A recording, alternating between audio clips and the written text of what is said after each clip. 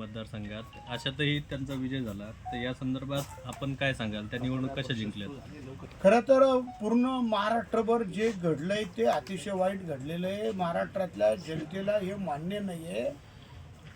याच्यामध्ये EVM machine manage करून संपूर्ण महाराष्ट्रामध्ये 235 जागा कोणी जिंकू शकत नाही. हे आतापर्यंत कधीच घडलेलं नाही आहे.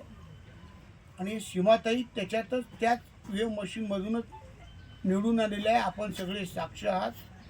सीमाताई हिरेंवर एवढी नाराजी असताना सीमाताई हिरे आज निवडून आलेल्या नाही, फक्त EVM मशीनमुळे निवडून आलेल्या आहेत. अण्णा, आपला पराभव झाला या निवडणुकीत, तर या पराभवाची आपण कारणे-मीमांसा कशी करणार? आपण निवडणूक का बरं हरलात असं तुम्हाला वाटतं? मी तुम्हाला हेच सांगतो, मी निवडणूक हरलेलो नाही. आपण सगळे साक्ष आहे. माझ्याबरोबर लाखो लोक होते, लाखो सगळ्या जाती धर्माची माणसं होती. आणि सीमाताई कोणालाच नको होती.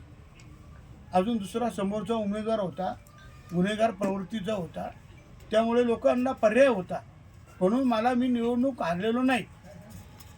महाराष्ट्रात महायुतीला ऐतिहासिक असं मॅन्डेट मिळालं, तर याविषयी आपलं मत काय? EVM मशीन, फक्त EVM मशीनमुळे त्यांनी मॅनेज करून ते निवडणुका जिंकलेले. आता विरोधी पक्षांनी काय करायला पाहिजे? विरोधी पक्षांनी एकत्र यायला पाहिजे. त्याच्यामध्ये राहुल गांधी असतील, शरद पवार असतील, उद्धवजी ठाकरे असतील, राज ठाकरे असतील, प्रकाशजी आंबेडकर असतील, बचूजी कडी असतील, राजू शेट्टी, संभाजी राजे, या सगळ्यांनी एकत्र येऊ. जे बॅलेट पेपरवर यापुढचं निवडणूक झाली पाहिजे.